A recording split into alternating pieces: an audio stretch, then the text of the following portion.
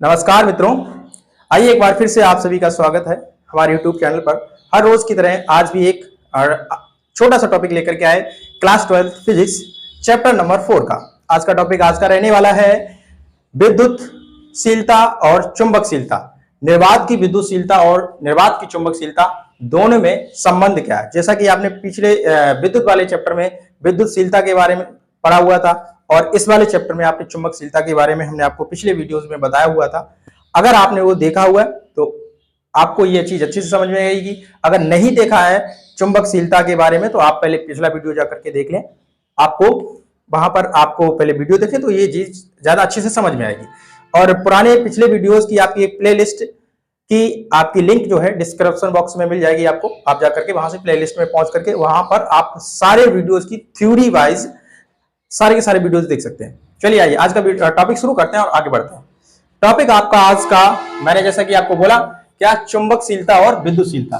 देखिए विद्युतशीलता को epsilon not से डिनोट करते हैं और चुंबकशीलता को ये म्यू नॉट से डिनोट करते हैं। तो इन दोनों का संबंध ही आज पढ़ने वाले हैं। ये दोनों का संबंध जो होता है क्या होता है इसके बारे में ही जाने। ठीक है, आप इसको देखेंगे। अब ये संबंध निकालना है हमें, इसका क्या क्या संबंध होता है। तो देखिए शुरुआत क्या करते हैं, सबसे पहले तो हम इनके जो है मान निकालेंगे। म्यू नॉट बराबर मान क्या होता है, एप्सिलॉन नॉट बराबर मान क्या होता है। ठीक है, अगर डायरेक्ट आपको पता है तो आप डायरेक्ट लिख सकते हैं, नहीं तो आप यहां से लिख सकते हैं। चूंकि हम जानते हैं तो लिख लेंगे क्या, बी नो दैट, हमें पता है क्या कि देखिए आपका mu naught upon 4 pi is equal to, हमने लिखा है 10 टू दी पावर -7, ये लिखा हुआ था इसका।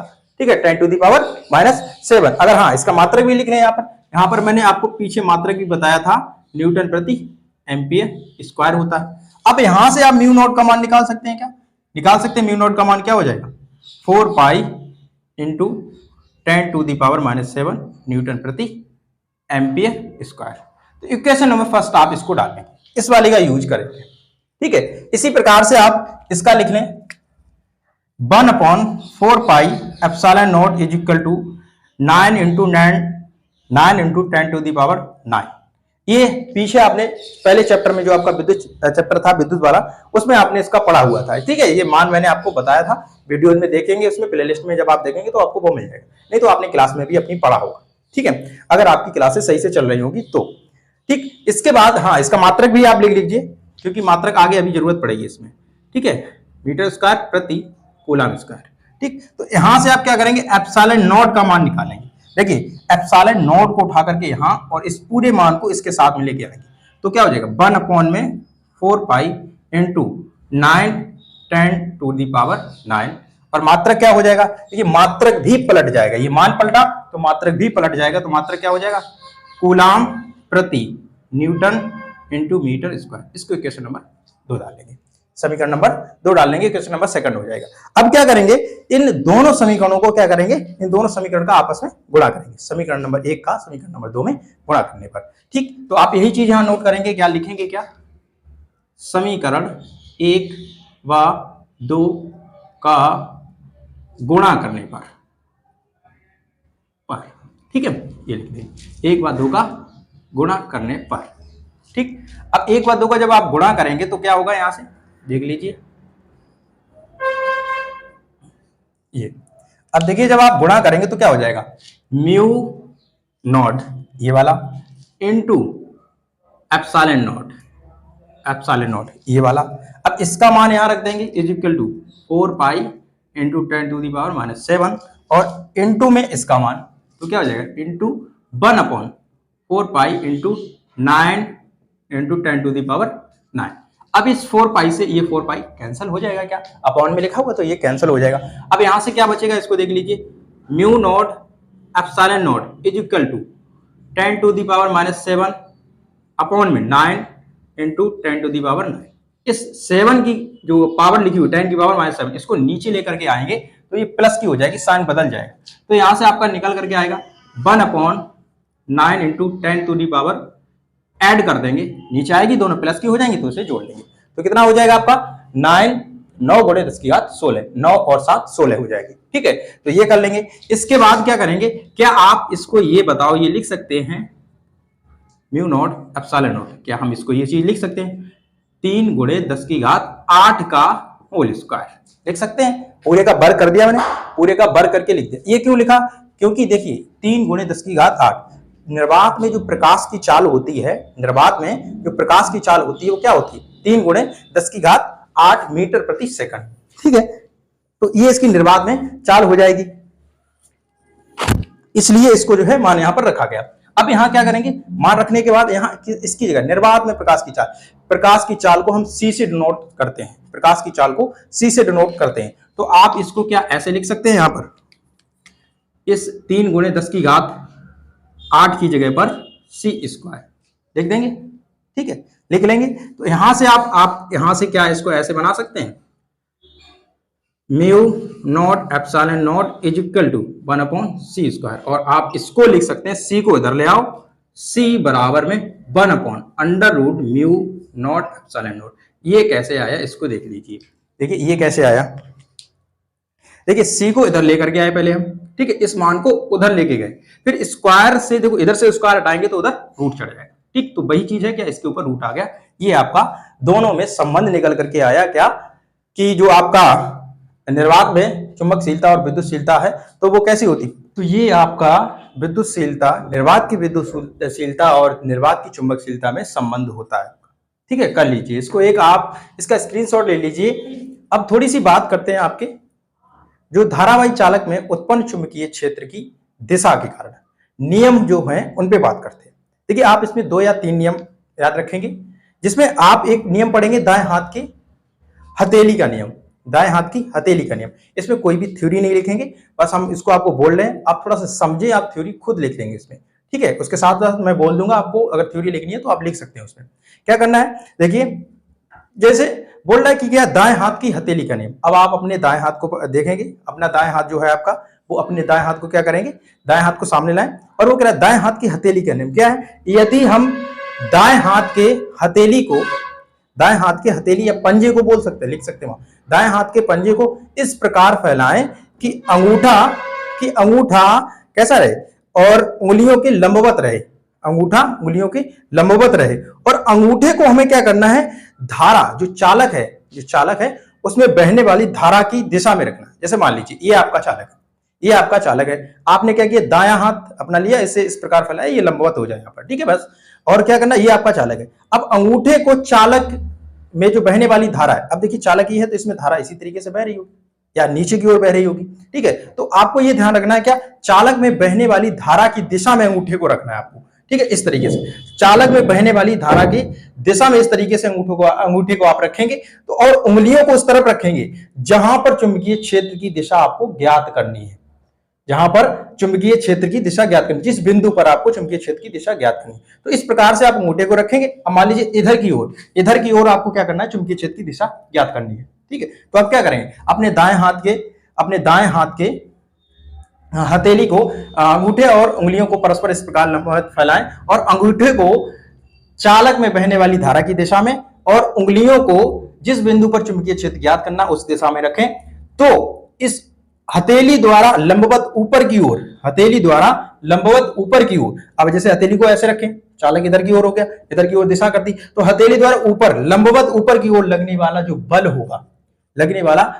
होगा, ऊपर की ओर जो बल लगेगा वो ही चुंबकीय क्षेत्र की दिशा को बताएगा। ठीक है, जिधर की ओर लगेगा। अब मान लीजिए ऐसा है, ठीक है, चालक ऐसा आपका, दिशा इधर है, धारा ऊपर की ओर बह रही, तो बल इधर की ओर लगेगा, तो चुंबकीय क्षेत्र किधर हो जाएगा, इधर की ओर। ठीक है, ऐसे ही अगर आपने इधर कर लिया तो ऊपर की ओर लगेगा, तो चुंबकीय क्षेत्र किधर हो जाएगा, ऊपर की ओर हो जाएगा, इधर की ओर। ठीक है, तो ये आपका क्या है, दाएं हाथ की हथेली का नियम।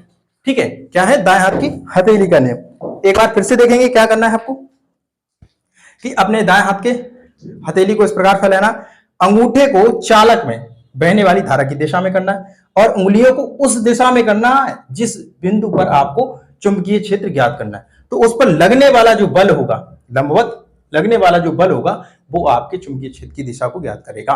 वो दाएं हाथ की हथेली का नियम हो गया ये आपका। ठीक है, दाएं हाथ की हथेली का नियम याद होगा क्या, यदि हम अपने दाएं हाथ को परस्पर लंबवत इस प्रकार फैलाएं कि अंगूठा और उंगलियां एक दूसरे के लंबवत रहें और अंगूठे को चालक में बहने वाली धारा की दिशा की ओर और उंगलियों को जिस बिंदु पर आपको चुंबकीय क्षेत्र ज्ञात करना उसकी ओर, तो उस हथेली द्वारा लंबवत ऊपर की ओर लगने वाले हथेली द्वारा लंबवत ऊपर की ओर लगने वाले बल, ऊपर की ओर लगने वाले जिधर की ओर बल लगेगा हथेली द्वारा, तो वहां वही आपके चुंबकीय क्षेत्र की दिशा को प्रदर्शित करेगा। ठीक है, वही आपके चुंबकीय क्षेत्र की दिशा को प्रदर्शित करेगा। ये हो जाएगा आपका दाएं हाथ की हथेली का नियम। ठीक है, अब बात करते हैं थोड़ा सा दूसरा नियम जो है आपका दूसरा नियम क्या है? मैक्सवेल के दक्षिणावर्ती पेंच का नियम। क्या है? मैक्सवेल के दक्षिणावर्ती पेंच का नियम।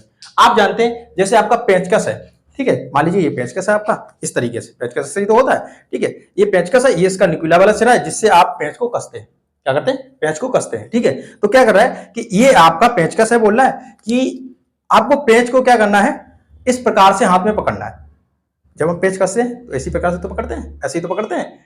ठीक है, तो क्या करना है, पेंच को इस प्रकार से पकड़ना है। ठीक है, तो क्या करेंगे, देखो अंगूठा और उंगली इस प्रकार से पकड़ेंगे और पेंच को इस तरीके से घुमाएंगे कि इसमें लगा हुआ आग, ये पेंचकस होगा तो इसके आगे लगा हुआ पेंचकस होगा, पेंच जो होगा वो आगे की ओर धंसना चाहिए, मतलब कसना चाहिए वो। ठीक है, जब ये कसेगा तो अंगूठे द्वारा पेंचकस पर आप जिस दिशा में बल लगाओगे तो वो चुंबकीय बल रेखाओं को प्रदर्शित करेगा। अब जैसे इधर देखिए, मैंने इस तरीके से पकड़ा हुआ, अब हम पेंचकस को कसेंगे तो ये किधर जाएगा, ऐसे घुमाएंगे, अंगूठा किधर घूम रहा है, इधर की ओर घूम रहा है। तो क्या होगा कि ये जो इधर की ओर घूमने की दिशा है, इधर इसके जो इधर की ओर घूमने की दिशा है, इधर अंगूठे के इधर की ओर घूमने की दिशा, ये ही चुंबकीय क्षेत्र की दिशा को प्रदर्शित करेगा। ठीक है, क्या चुंबकीय बल रेखाओं को प्रदर्शित करेगा, ये क्या करेगा, चुंबकीय बल रेखाओं को प्रदर्शित करेगा। अगर पेंच आगे की ओर कस रहा है, ठीक है, पेंच आगे की ओर कस रहा है तो इसकी चुंबकीय बल रेखा इधर की ओर ऐसे ऐसे घूमेगी इसकी ओर। ठीक है, चुंबकीय बल रेखा इस तरफ जाएगी। ठीक, ये हो गया आपका दूसरा दक्षिणावर्ती पेंच का नियम। क्या है? यदि हम पेंचकस को इस प्रकार पकड़े कि अंगूठा पेंच के आगे बढ़ने की दिशा में, अंगूठा जिस दिशा में घूमता है वही चुंबकीय बल रेखाओं को प्रदर्शित करता है। अंगूठे के घूमने की दिशा चुंबकीय बल रेखाओं को प्रदर्शित करती है। ठीक है, इसी प्रकार से तीसरा नियम पे बात करते हैं। तीसरा नियम आपका क्या है? देखिए तीसरा नियम जो है आपका, उसको आप देखेंगे। तीसरा नियम क्या है? तीसरा नियम आपका है जो दक्षिणावर्ती ये हाथ की ऐसे चालक को पकड़ने की दिशा जो होती है, चालक को पकड़ने की दिशा, या बोल सकते हैं मैक्सवेल के दाएं हाथ का नियम, मैक्सवेल के दाएं हाथ का नियम। ठीक है, तो आपको क्या करना है, देखो एक दाएं हाथ की हथेली का नियम हो गया, दक्षिणावर्ती पेंच का नियम हो गया, और दाएं हाथ की हथेली का। देखो इसमें बाउंडेशन नहीं था, आप पेंच का इस हाथ में पकड़ेंगे या इस हाथ में पकड़ेंगे। ठीक है, क्योंकि आप जब पेंच को कसेंगे तो पेंचकस आपका इधर ही घूमेगा, इस वाले में पकड़ेंगे तो भी इधर ही घूमेगा। तो इसमें कोई बाउंडेशन नहीं, चाहे आप इससे पकड़ो चाहे इससे पकड़ो, बस पेंच आगे की ओर कसना चाहिए। ठीक है, अब दाएं हाथ मैक्सवेल के दाएं हाथ के हथेली का नियम, दाएं हाथ के हथेली का नियम या दाएं हाथ का नियम लिख सकते हैं आप। मैक्सवेल के दाएं हाथ का नियम ये क्या है? बोल रहा है कि देखो हमें चालक को इस प्रकार से पकड़ना है कि दाएं हाथ से चालक को इस प्रकार पकड़ना है कि अंगूठा चालक में बहने वाली धारा की दिशा में रहे। तो चालक को पकड़ने पर ये हाथ जो आपका घूमता है, चालक को पकड़ने पर ये हाथ आपका जो घूमता है इस तरीके से, ये जो उंगलियों के घूमने की दिशा है, उंगलियों के जो घूमने की दिशा है, ये चुंबकीय बल रेखाओं की दिशा को प्रदर्शित करें। ठीक है, ये ही चुंबकीय बल रेखाओं को दिशा को प्रदर्शित करेंगे। ठीक है, तो यही आपका मैक्सवेल के दाएं हाथ का नियम हो जाएगा। क्या? यदि हम चालक को अपने दाएं हाथ में इस प्रकार पकड़ें, मैक्सवेल के दाएं हाथ का नियम क्या है? यदि हम चालक को अपने दाएं हाथ में इस प्रकार पकड़ें कि अंगूठा चालक में बहने वाली धारा की दिशा में रहे, तो उस पर घूमने वाली उंगलियों के घूमने की दिशा चुंबकीय बल रेखाओं को प्रदर्शित करेगी। ये आपका नियम हो जाएगा मैक्सवेल के दाएं हाथ का नियम हो जाएगा। ठीक है, ये आपका दाएं हाथ का नियम हो जाएगा। तो आपको इन तीनों नियमों को ध्यान रखना है। धारा की जो बहने वाली धारा होती है उसमें चुंबकीय क्षेत्र की दिशा को ज्ञात करने के लिए आपको ये तीनों नियम ध्यान रखने हैं इसमें। ठीक है, इंपॉर्टेंट रहते हैं। हम आशा करते हैं आपसे तीनों नियम आपको समझ में आएंगे। बहुत अच्छे तरीके से मैंने बगैर थ्योरी के बताया, कोई थ्योरी नहीं लिखाई, आप इसमें थ्योरी को लिख सकते हैं। ठीक है, कैसे बताया वो मैंने बोला वो साथ में आप उस तरीके से लिख सकते हैं इसमें। ठीक है, थ्योरी हो गई आपकी ये। ठीक, तो आज का टॉपिक फिलहाल यहीं पे समाप्त होता है। हम आशा करेंगे आपसे आज के टॉपिक में आपने बहुत कुछ सीखा होगा, बहुत सारी चीजें आपकी बहुत इंपॉर्टेंट चीजें आपकी, जैसे आपके जो ये क्षेत्र की दिशा, चुंबकीय क्षेत्र की दिशा याद करने के नियम, उससे ज्यादा इंपॉर्टेंट आपका ये, इसके ऊपर आपको न्यूमेरिकल भी मिलेंगे। तो आप अगर इसे सीखा हुआ है तो आप इसके ऊपर न्यूमेरिकल भी आसानी से लगा लेंगे। और हाँ, वीडियो अगर अच्छा लगता है तो ज्यादा से ज्यादा लोगों के पास शेयर करें। जो लोग नए होते हैं वो कृपया करके चैनल को सब्सक्राइब कर लीजिए।